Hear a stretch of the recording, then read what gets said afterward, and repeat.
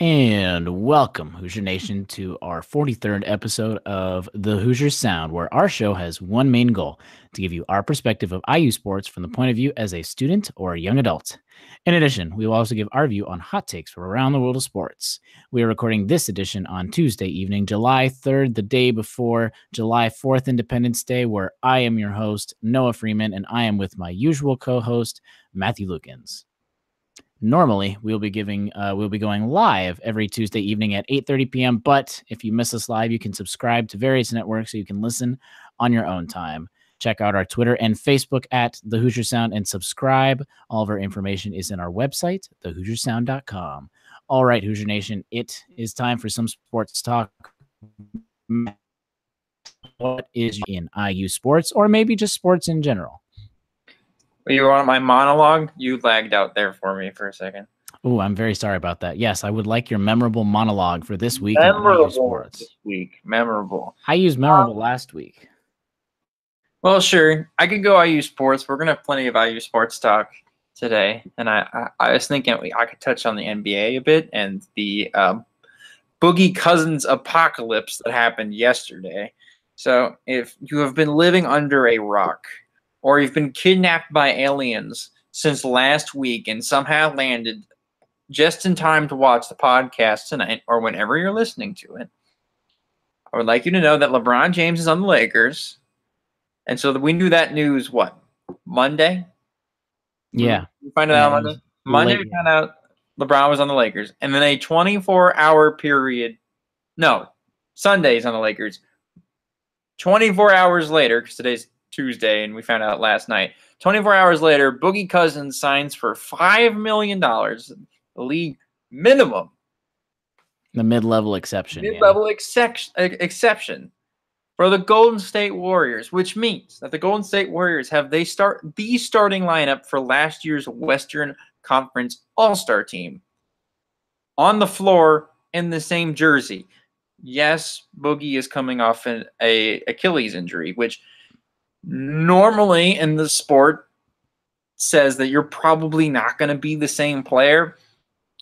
But Boogie's game isn't based around athleticism. It's based around skill. He's a skillful center. He's never been the greatest defender. But on offense, you have 5 guys that can shoot the three. The worst three-point shooter on the floor is Draymond Green. You have a center now that can space the floor and sit in the corner. And the third splash brother. The third splash brother just rains from the corners. Like, there's no reason even competing. And then the Cavs think they can compete by adding Rajon Rondo and Lance Stevenson. I love both of them. But the Lakers? Neither of them are either anywhere close to Steph and Clay, let alone are they even close to Kemba and Devin Booker. Like, you could add Kemba, Devin Booker, LeBron James. I don't even know. You pick your power forward and center, and I still don't think you beat the Warriors. Like, I was thinking about that. If you had a starting 5 of the Warriors and then literally a starting 5 of the best of the rest of the entire league, I think the Warriors would have a good shot at actually still pulling it out. Yeah, that's what I'm saying. And then you have Finals MVP Andre Iguodala coming off the bench still. Kevon Looney still coming off the bench. You have Sean Livingston still coming off the bench. The Warriors are so, like, if you could pull, like, we shouldn't dwell on this too long.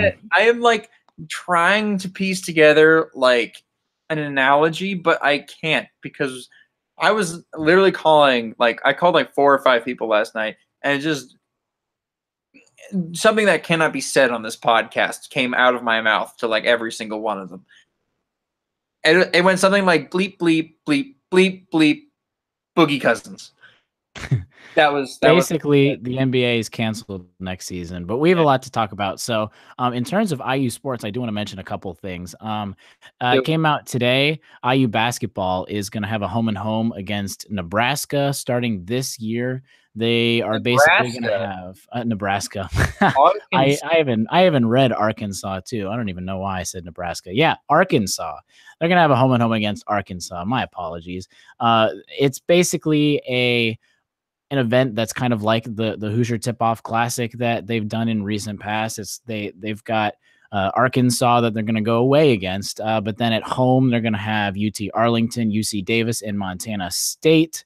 You might think a lot of those teams are still some of those opponents that are pretty far down the spectrum, but especially UT Arlington and UC Davis all three of those teams are closer to the 150 Ken Palm ranking or better compared to basically last year's and the recent years sub 250. So I like these games in the non-conference schedule. The non-conference schedule is starting to shape out a little more. We'll make a podcast on the non-conference schedule, just the schedule as a whole when it comes out, but it's becoming a lot clearer. As of last night, we all want to wish Thomas Bryant a good luck as he heads to the nation's capital. Thomas was picked up by the Washington Wizards off of waivers last night because he was waived by the Lakers a few days ago. So we'll see if he's going to be on the team, basically on the team more, or if he's going to be that two-way player going into the G League or not. Literally just a little bit ago, the Wizards did sign Dwight Howard, so their center depth is starting to come into shape a little more, but the Wizards have always needed that athletic big man, so we wish the best of luck to Thomas through the summer league and this season. Have any comments about those? Dwight Howard? Huh? What? I didn't see they signed Dwight Howard. They signed Dwight Howard? Look at Twitter. It's not signing as of now, as of 8:39 p.m., but it's there. He's going on a 1-year deal to the Wizards. Okay. Well, I was really looking forward to seeing Dwight on the Lakers with Rondo and Lonzo and Kuzma, and that was what I was looking forward to. But nope. He's going to the Wizards. As of now, obviously things could change because it's not set in stone, but that's where he is as of now. I was even watching some of the I should have checked. I'll check that when Matt talks next. I was watching some of the Rojo's playing right now in the Summer League. Literally right now, the game's finishing up. When I checked, the first half was over. He played 4 minutes with 4 points, so not bad. I'll have to check at how he's doing. But this episode is going to be we talked about a few weeks ago. We started a little mini series basically where we're going to go through each class in IU football and basketball. So we started with the outgoing seniors and basically how we can replace them. And we talked about that. It was a great episode. If you missed it, go back and check. I don't remember how many episodes ago. It was at least 3 or 4 or something like that. But we're going to continue on with the incoming senior class. So this episode, we're basically going to start with football. Going to go through all of the seniors in football and then go through basketball. We are going to touch every player on football and basketball because there are not too many seniors. Obviously, we'll gloss over some more than others. But honestly, I think we can at least give a sentence or two for each player because the senior class as of now for football is not 30 or 40 people. It's about an average class, but it's still a little smaller. So for football, I'm going to read down the list of all of the people that are seniors, redshirt seniors, grad transfers, everyone who's basically leaving this season. So you got Brandon Dawkins at QB, Mike Majette, running back, Ricky Brookins at running back, Ja'Shawn Harris, wide receiver, Luke Timian, receiver, Ryan Watercutter, tight end, Delroy Baker, offensive line, Nick Linder, offensive line, Brandon Knight, O-line, Wes Martin, O-line, Dan Godsell at long snapper. That wraps up the offense. Then we go to defense, Jonathan Crawford, safety, Michael McGinnis, linebacker, Damian Wills Jr., linebacker, Keontae Walton, linebacker, Jacob Robinson, Niall Skikes, Jamirez Bowen, Mike Borwick Jr., Caton Samuels are all on the D-line. So let's start at the top. We'll start with QB, and our only QB senior, which obviously is a grad transfer, is Brandon Dawkins. So what are your first, I got a couple of points about him, but what are your first impressions? We've talked a little bit about him on multiple episodes just because he's that big QB transfer, but what are your thoughts real quick on Brandon Dawkins? He should be really good. I think he's going to fit the board system very well. He's definitely a threat with his legs, and he's got a stronger arm than who was our QB last name? Peyton. Peyton did. So I look forward to seeing him play, but I don't know if he's going to be the first week starter, but he'll definitely be the starter by the end of the year, and I hope he gives Purdue fits. Yeah, I think Like you said, I think he's going to at least be the starter for most of the season. We talked about potentially maybe game one he might not be, but I think he's at least he's the QB that we've all kind of hoped for, at least in recent history, at least since Nate Sudfeld's prime, if hopefully if not better than even Nate Sudfeld's prime in recent history. So basically, if you don't remember anything about Brandon Dawkins, he last year he played for the first 5 games at Arizona before his injury. And obviously that's what we talked about, where he basically got an injury and he was just kicked out of his job just because someone else was just crazy good. But he, for those 5 games, he was averaging 61.4% of a completion, 5 passing TDs. He had 6 with 8 rushing touchdowns.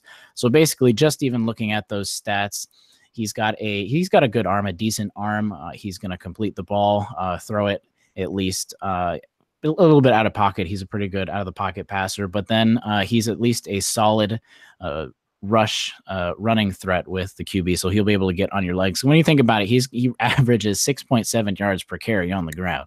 So that's a lot of yards, especially with a QB, and he can run for long stretches. Even in those 5 games last year, he got a 66-yard run. So he's got some legs. He's got an arm. Hopefully he'll be able to be good. But let's go on to running back. So Mike Majette.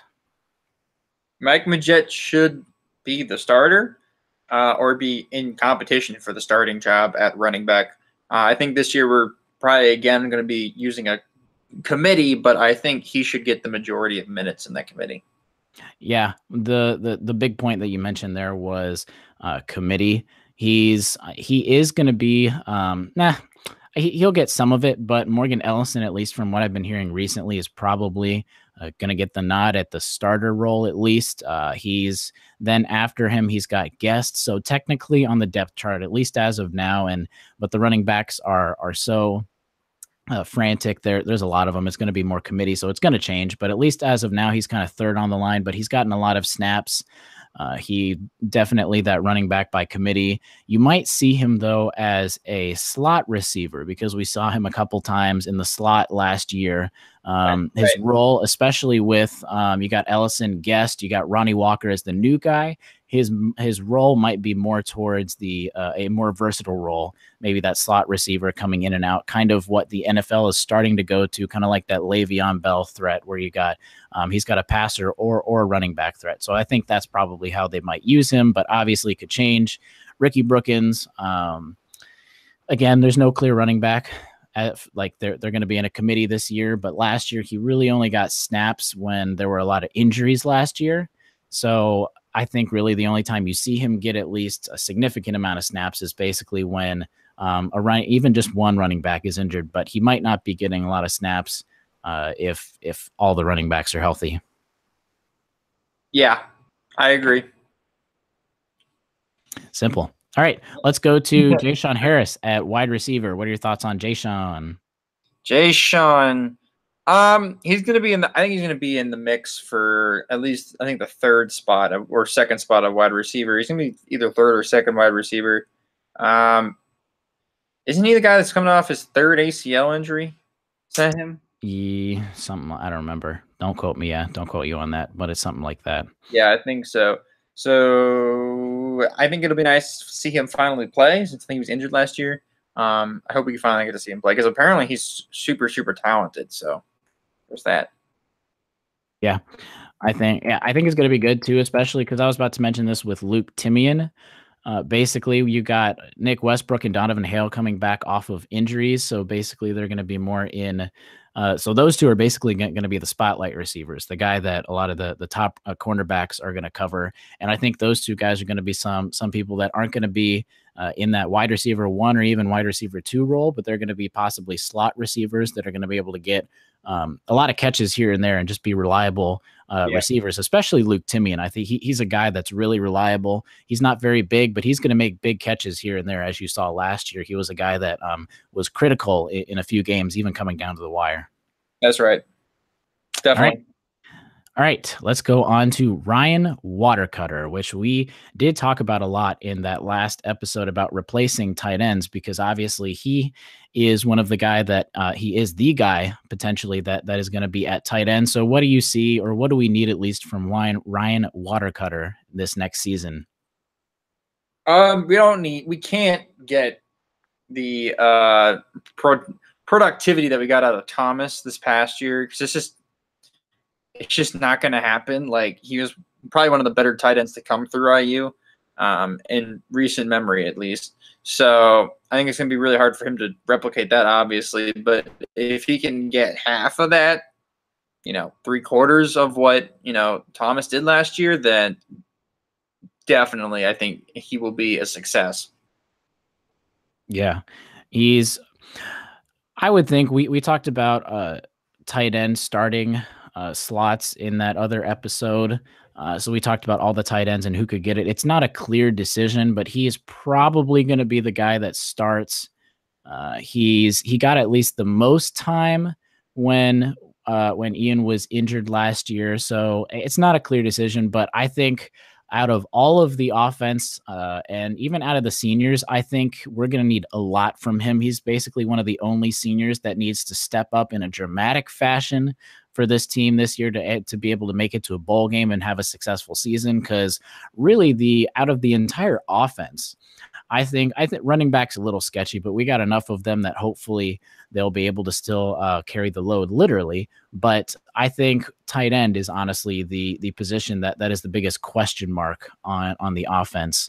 Do you agree or disagree, Matt? Oh, I agree. It's definitely the most important. So I think he's going to be the guy that's got to step up the most on the offensive line, at least, especially for as a senior, but just in general. All right, let's go to offensive line. And I'm a little I was doing some research and writing stuff down so I could have some points for you guys, but I'm excited about talking about the O-line, honestly. Let's start with Delroy Baker. So he's not a starter, but I'm looking forward to seeing him play this season. He's and because of this, he's a versatile offensive lineman. So he could back up. He could and is backing up basically 4 out of the 5 lineman positions. That's how versatile he is. Usually you see linemen, they got 1, maybe 2 positions that they back up, especially in the NFL, more or less. You got one guy that does a couple, but then you got a guy that's left guard, right guard, et cetera, that kind of stuff. But then the O-line is going to be much stronger this year. And even with how versatile he is, I wouldn't be surprised if you see Baker finding his way into the rotation at some point this year. You might not see him, especially at the beginning, but he's going to be a guy that also especially pushes the starters to get better so that he doesn't take their position. Yeah, he's a Florida guy too.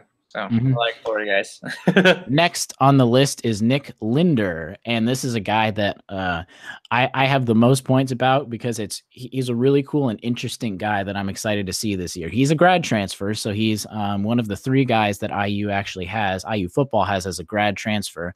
2014 was his first year as a freshman at the University of Miami. Excuse me. Miami. So he's got the U. So already he's right away at a high-powered football school. He started 4 games and played 10 games overall his freshman year. So starting out, this guy at a center, he already started 4 games at a big football powerhouse school. Sophomore, he started all 13 games as the center, where Miami that year, their offense finished 27th nationally for passing offense, 5th nationally for the fewest tackles allowed, and was 3rd in the ACC for sacks allowed. Obviously, he's not the only one, but he started all 13 games, so he's a huge contributor with that, especially being under center. Junior year, he started 8 games before suffering a season-ending injury, which led him to transfer from Miami, sit out in 2017, and will be starting for IU this coming season for his redshirt senior year after sitting out that 1 year. A couple fun facts. He did play in the Under Armour All-American game, so it just shows you how big this guy is, how powerful he is, what kind of player he's going to be. He posted a perfect 4.0 grade point average, so you can see how smart he is. And his brother Brandon is the starting center for the Jacksonville Jaguars. So I say these stats for a couple reasons: leadership and experience. He's seen a lot. He's smart, both in class and on the football field. He's been at a high-power football school like Brandon Dawkins, and will be able to be a leader for this O-line, with everything that he's seen. Yeah, he also has been living and breathing top quality football since he's probably been a freshman in high school, because he went to St. Thomas Aquinas in Fort Lauderdale, Florida, which, if you don't know, or maybe you go, I have definitely heard that name before. It is literally the pipeline school out of Florida for everything NFL. Everybody that goes to that high school is getting looked at from Division I schools. I am not surprised that he played at the Under Armour All-American game, because that school is literally an NFL football team in the making. They get all the best players from in and around South Florida. You have people who have moved there from Ohio, like the Bosas, to go and play high school football for that school. And the school travels around the country to play teams in California and Texas. And wherever there's really good high school football teams, that team travels to do that. It's a fantastic high school. And so he's been getting educated at the highest level of football since he was a freshman in high school. So I think he's going to have a ton of experience, and he could really, really help out this program if his experience doesn't just stay in the offensive line room, which is already great here at IU, but, you know, spreads to maybe the wide receiver core and the running back core and the linebacking core. So I think he could teach this team a lot of really good lessons. Not to mention, his brother is the starting center for the Jacksonville Jaguars, a team who made it to the AFC Championship last year. So it also runs in the family. Who'd they beat on the way to the AFC Championship game, Noah? I'm not sure about that. I'll have to get back to you on that. All right, moving on. Moving on. I'm glad you lagged out when you said that, because no one else heard great. it. But Brandon Knight, another strong guy. We don't even have to talk about that much, because he's kind of a reliable guy. Last season, he contributed to where Indiana finished third, 35th nationally in the Big Ten in passing offense, 6th in scoring offense and total offense in the Big Ten. And he was just a guy that really helped with that. A strong guy. You probably seen Knight, because he's been a guy on the offensive line, even a few years ago when the offensive line was one of the best in the Big Ten and even one of the best nationally. He was also last year the offensive player of the game against Rutgers. Not much to say, just because he's strong and reliable. Yep. And then last but not least, the Dan Feeney-esque talent level player, who is the offense's most reliable player, probably almost out of any position, Wes Martin. He is on a streak right now of starting for 25 straight games. It just shows you how good he's been, how reliable, and how he doesn't get injured, knock on wood, hopefully. So he's been starting for 25 straight games. Last year, he was the team captain. He got honorable mention All Big Ten. He earned the team's Chris Dalsasso Award, which is the Outstanding Lineman Award, academic All Big Ten selection. Last year, he started all 12 games at left guard, recorded the most pass blocking snaps among guards nationally without having a sack. Let me repeat that stat again, because this is showing that he is the best. He had the best statistic out of every single left guard this entire season. He recorded the most pass blocking snaps, 569, among guards nationally without allowing a sack. He's a 4-time IU offensive player of the game. Last year, he was the offensive player of the game against Virginia, Charleston Southern, Wisconsin, and Rutgers, and he was a 12-time team captain. Anything left to say about Wes other than he's a great guy? Yeah, he's a beast. So our offensive line is looking really experienced and really talented next year, which, if you had to give me a position on the football field that was second most important to quarterback, I might say offensive line. So, and at least on paper, because last year they didn't do as well as we had hoped for. But yes, let's round out the offense with Dan Godsoul, the long snapper. Yes, as we mentioned in that podcast before, long snappers are people too. Long snappers have feelings. They have feelings. He has been the long snapper at IU in all 38 games since coming to IU. So just keep doing what you're doing, Dan. Yeah. Just keep doing what you're doing. It shows that he's played all 38 games since he started there. Hey, 6'4", so there you go. Yep. 6'4", 219. You go and be a little bit of a disruption to trying to block this whatever kick. Yep. And the bigger thing, actually, I thought Dan could help out with is help out those new kickers. He's been experienced working with Griff. Help out those new kickers. We got a couple new kickers coming in this year. Yes. All right, let's move out to the defense. I think this will go by a little quicker just because the groups are in position, because we do want to get some good basketball talk. But let's start with the DBs. We got one DB. Got Jonathan Crawford. He's going to be that go-to safety for IU next year. One of the best defensive players in general, just for IU. Last year the past 2 years actually, he was all Big Ten honorable mention. He started all 38 games when playing as a Hoosier, and currently he actually leads all of IU with 209 tackles, 135 solo tackles, 16 pass breakups, 8 interceptions, 5 fumble recoveries, 2 forced fumbles, 13 takeaways, and 2 blocked kicks. That's a lot of stats for Jonathan Crawford to be leading in the defensive end for the Hoosiers. I mean, what can you say about him other than he's a beast and going to be, one of our better players next year? I know. I literally wrote in some of my notes, just enough said. Yep. Some of those stats are enough said. And he's going to be such a leader too, I think, because he's the only senior, especially with some of those younger guys, those juniors and then younger guys. Let's go to the linebacking crew. We got 3 of them: Michael McGinnis, Damian Willis Jr., and Keontae Walton. We'll start with Michael first. As we talked about with Watercutter being a guy needing to step up the most as a senior on offense, I think Matt agrees, McGinnis is going to be the guy that's going to have to step up more probably than anyone else on the team, just because IU has seen incredible linebacking play the past few years, and he's going to be that guy that's basically going to make or break the front 7. Yep. I like our defense is really linebacker reliant, and we had some really good linebackers last year, if you didn't know. The past few years. Yeah, the last few years, yeah. We've had some of the best linebackers that have probably come through the school. And they left for the NFL, so now we have to replace them, and he's going to have to step up a lot. Is he going to step up enough? I don't think so. But if everybody else steps up with him, then maybe we can replace them. Maybe somewhat, or at least replace enough to where we can get by. If the rest of the defense is improved and our linebackers are like, 3/4 the way what they were last year, then I'm fine with that, because we'll have a very good defensive line and a very good defensive backs. But yeah, I agree. And then you got Damian Willis Jr. He's put in some good minutes. He's not going to be a focal point of the linebackers, but he's not going to be a weak spot whenever he comes in. Keontae Walton, special teams guy. He hasn't seen much. If he has a good summer, maybe just some of these with the linebacking core, maybe he might get more snaps than normal. And when I mean more snaps than normal, he literally only gets a couple a game, if that, but he's not going to be on the field too much.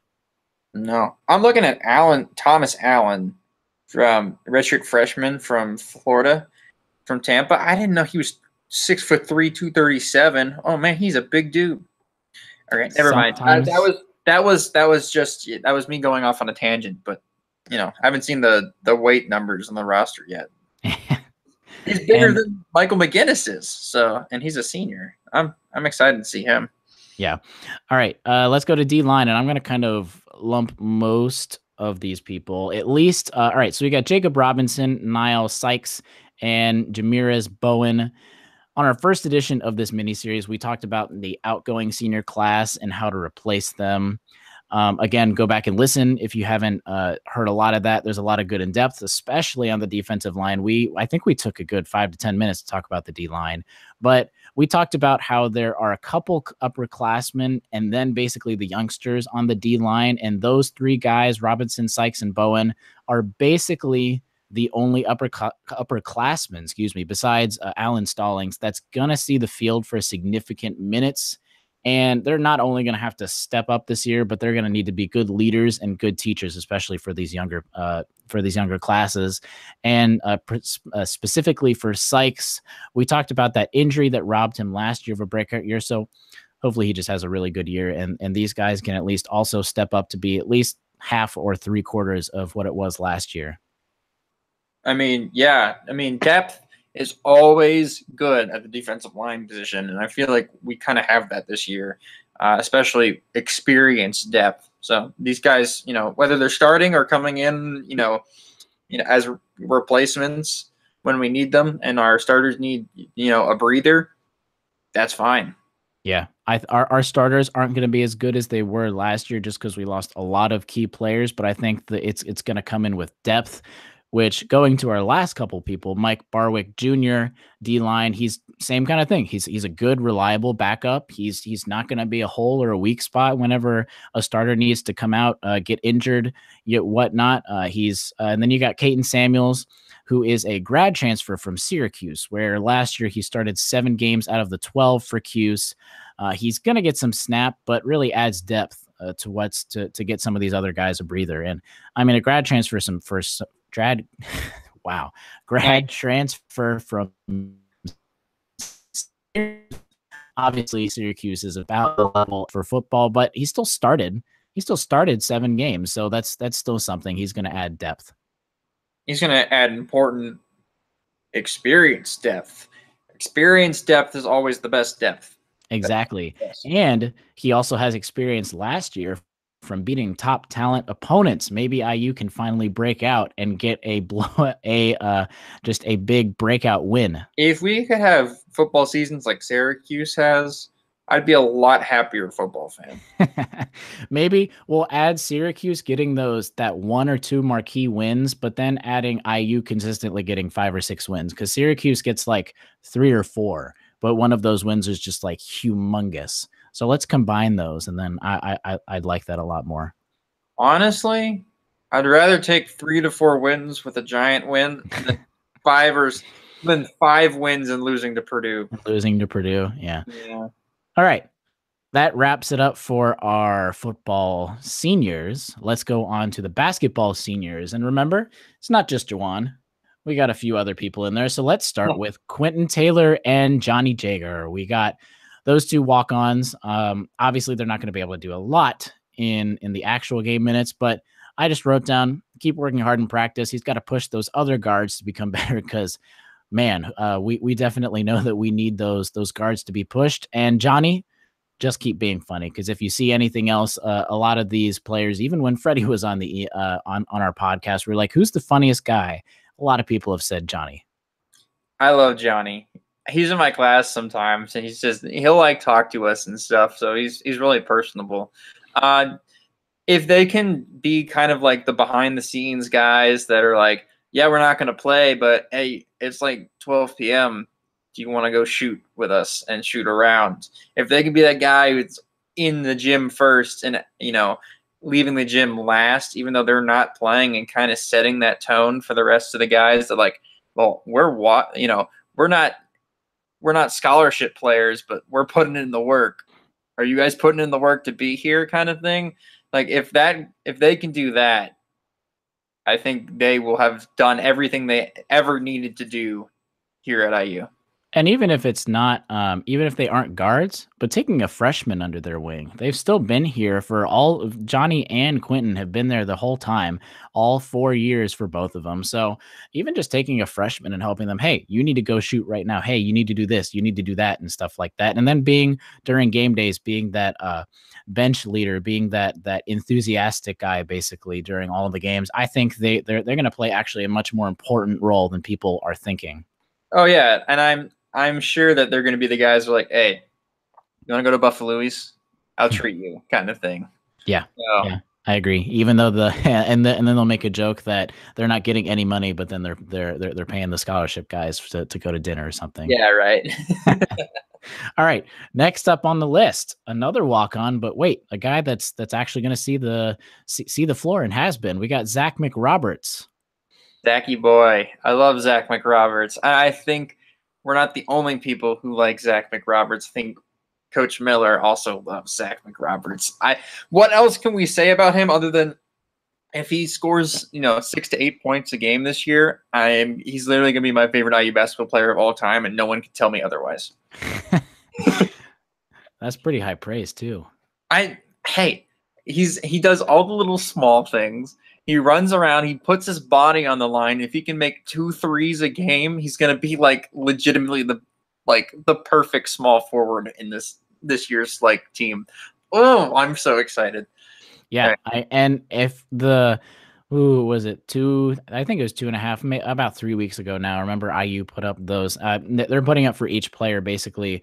Like you talked about earlier, the spliced game film and practice stuff where you get to see that. And they put, I think, was it the first one? It was either the first or second one was Zach, and they put up all the stuff that he was doing in practice and how it transferred from games. And I think he's really working on his 3-point shot this year. And I think he's going to not only I think he's going to be the starter at the beginning of the year, and we'll talk even more about lineups. But even when the freshmen start to come up, I don't think it's going to be really hard to break up his minutes, even if he's not a starter. I think it's going to be really hard for these freshmen to take away his minutes that he's having, just because of the guy he is, how much work he puts into it, and how much he, like you said, puts his body on the line.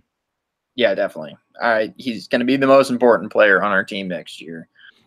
And I don't say that lightly, as we have Romeo and Juwan, but they're gonna get their points. It's if Zach McRoberts can stay out of foul trouble and get his points as well, and be an actual offensive player, because if he can do that, he makes everybody else better.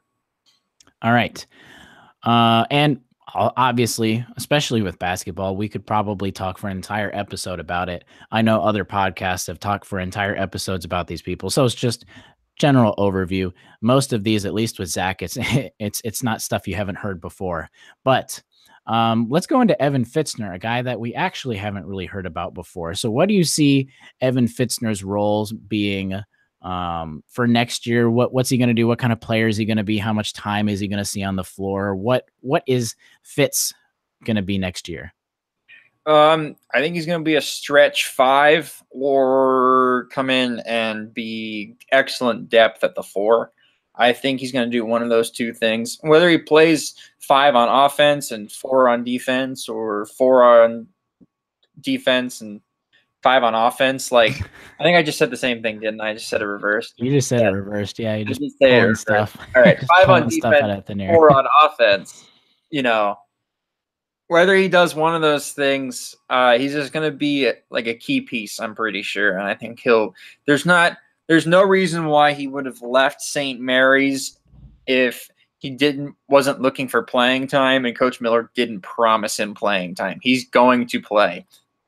And how many minutes a game that is all up to how good defensively and how fast he gets into Archie's system. Because if he can, get very comfortable with the pack line defense by, I don't know, November or December, you could see him being our starting center from then on, and just letting Duran come back slowly from his injury when he's supposed to come back in October or November.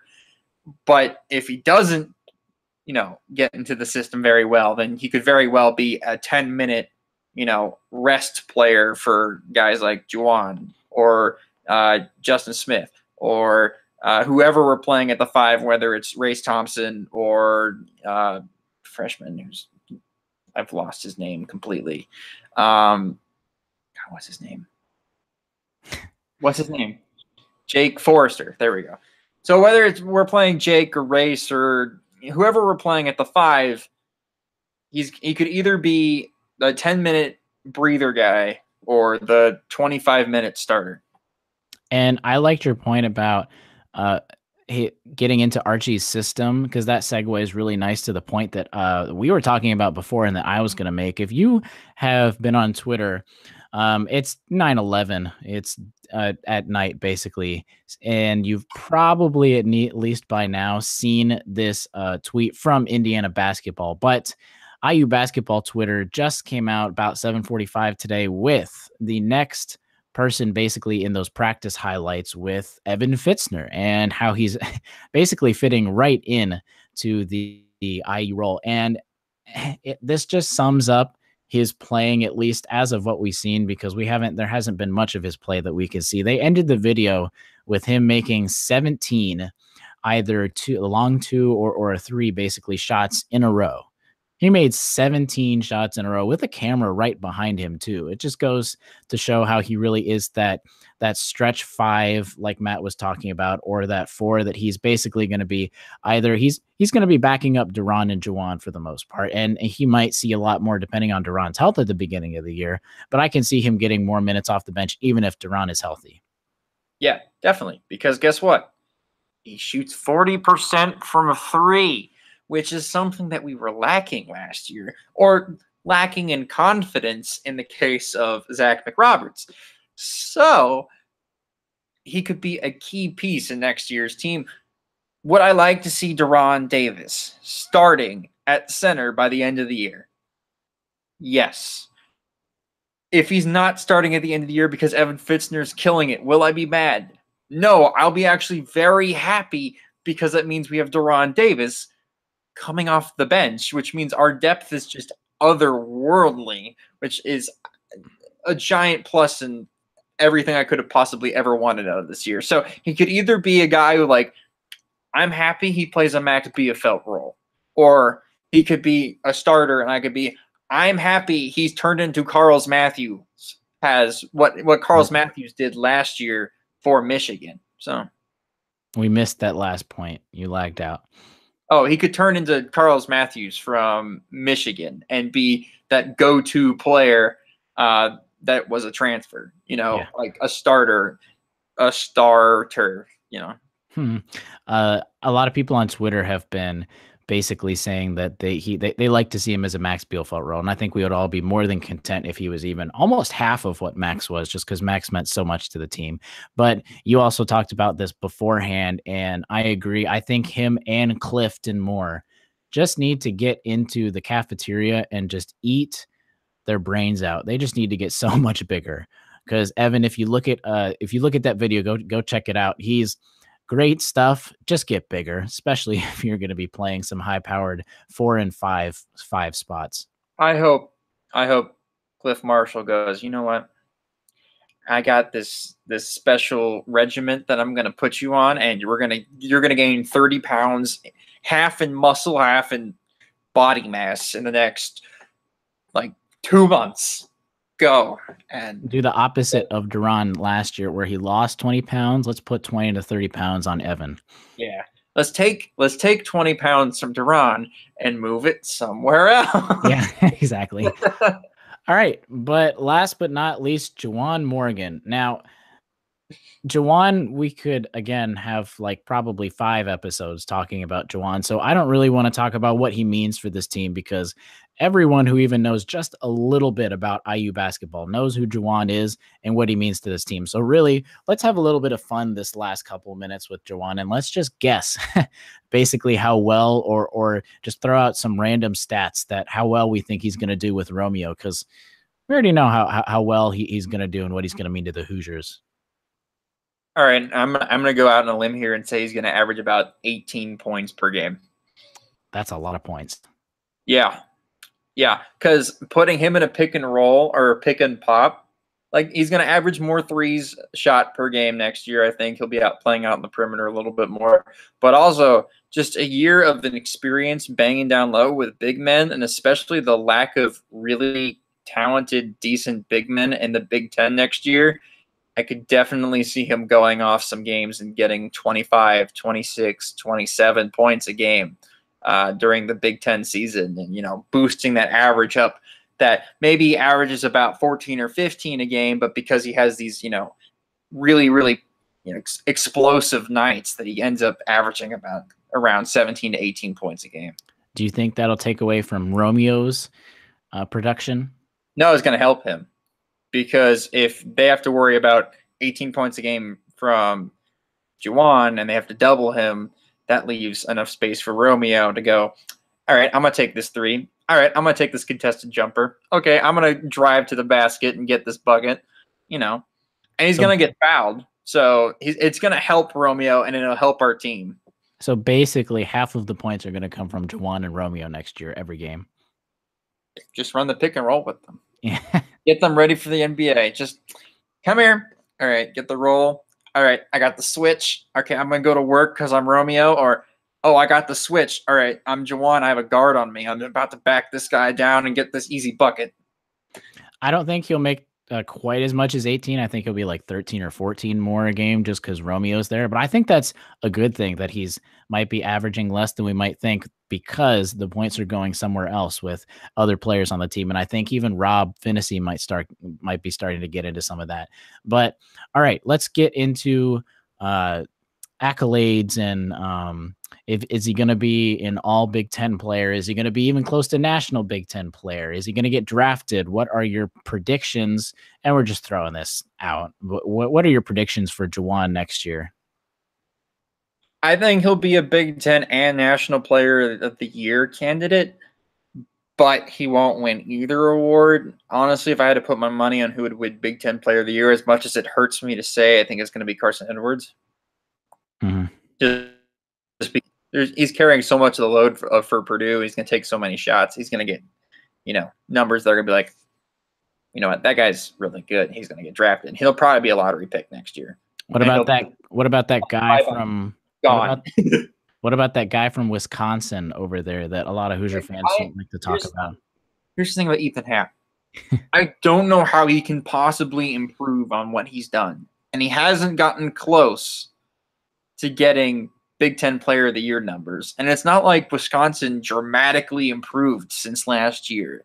So all these people are putting Wisconsin like top 4 or 5 in the Big Ten. Like, look at what happened to them last year. Yes, they had some injuries, but like the injuries were to new players or players that were starting but weren't going to be, major contributors. So I don't understand why Wisconsin is so high in people's preseason ranking. Like, they're not going to be that good. Is Ethan Happ going to put up some numbers like he did last year? Probably. Will he get more attention about it because he's a senior? Yes. But is he going to win Player of the Year for the Big Ten now? Yeah. Looks like I pushed a button from Matt with Wisconsin and Ethan Happ. I don't like Wisconsin. I don't I don't know why. I just don't like Wisconsin. I agree. I don't think he'll be Big Ten Player of the Year. I think he'll be a candidate. I think he'll be right up in there. I agree. I think Carson Edwards is going to be really hard to look over, and maybe even someone else that we're not talking about. But James Palmer Jr. for Nebraska. He could be up there too, but yeah. It doesn't mean that takes away from what he's going to do. I think he's still going to get first team all Big Ten. Whether it comes to national teams, I'm not sure how far he might get up the ladder with there, but I think he's got a really good shot at least for first team all Big Ten. And if he becomes the Big Ten Player of the Year, that just shows how much better he's going to do. All right, is Juwan going to get drafted next year? If so, what's his ceiling and what's his floor? I'm going to say yes, because he's going to be a Big Ten Player of the Year candidate. And if you look at the Big Ten Player of the Year candidates this year, most of them got drafted, especially like the top 5 or 6 candidates got drafted this year. So I think his ceiling is a early second-round pick, and his floor is going undrafted, but I wouldn't be surprised if what actually happens is he's a late second-round pick. Yeah, I agree. I think it's going to be hard for him to crack the first round just because it's really hard to crack the first round in general, especially adding all these European players coming over. But I think, yeah, I agree. I think realistically, he's going to be a second-round pick, more mid to late, to where we're all going to be biting our teeth, chewing our nails, basically, to try it before the end of draft night. I think in overall, I think he's going to get drafted, but I think there's a good chance that he goes undrafted, but then finds a place kind of like Yogi, and like a good place. It's not like you go undrafted, you get a summer league team and then you're just gone. But I think he's actually has a good chance of, if he goes undrafted, getting on a team and staying on a team, maybe even not even a G League candidate, maybe like a guy that's actually staying there and has gone higher than that two-way player. Definitely. He's not going to get drafted in the first round just because he's a tweener. And look, Draymond Green didn't get drafted in the first round. He was Big Ten Player of the Year. It's because he's a tweener. He's not big enough to play the 4, but he plays the 4 offensively. But he's also too slow to play the 3. So he's just kind of stuck in between. Matt is teasing an article that he's going to take a while to write, but he promises when it comes out, it's just going to be huge about basically comparing Juwan and Draymond Green. So it's on the air, Matt. You've been teased for your article. All right. There's a lot of analytical stuff going in. It's going to be like a 3, 4, 5, 6, 17-page article. Oh man. Yeah, it's gonna be long. So when it comes out, it'll be great. But when it comes out, it's gonna come out. But there's no set date on it yet. Every time I'm on a plane or I'm like really bored, I'm working on it, and then I remember I need Wi-Fi. So I just need to figure out a time where I'm just gonna sit down and do this. But it's coming out soon, I promise. But that about wraps it up for our 43rd show of the Hoosier Sound. Thank you all so much for joining us. Happy 4th of July to everyone, because most everyone will at least probably download it on Wednesday when this comes out late Tuesday evening. Or if you're listening to this after, hope you all were safe, careful, and you had a good 4th of July. As always, stay tuned through updates on Twitter at The Hoosier Sound, Facebook, subscribe to us on YouTube, and visit our website at thehoosiersound.com to find all information. Yes, and you're tuning into Twitter because the next round of recruiting updates and recruiting periods for IU basketball is coming into play, and DJ Carton just had his official visit. We didn't talk about that. We should have talked about that. We'll talk about that right now if you want. No, that's okay. Well, he had his visit. Next episode. There we go. If anyone's still listening to us, basically, after we already started wrapping up. But as always, send us your questions as the audience. So be sure to comment, chat, or send us a message at contact@thehoosiersound.com on what questions you have, and we'll get them on our next episode. Lastly, if you enjoy the show, leave us a review, tell a friend, share our links. It really helps so that we can grow this podcast. But as always, thank you for listening, Hoosier Nation, and we'll see you next time. See ya.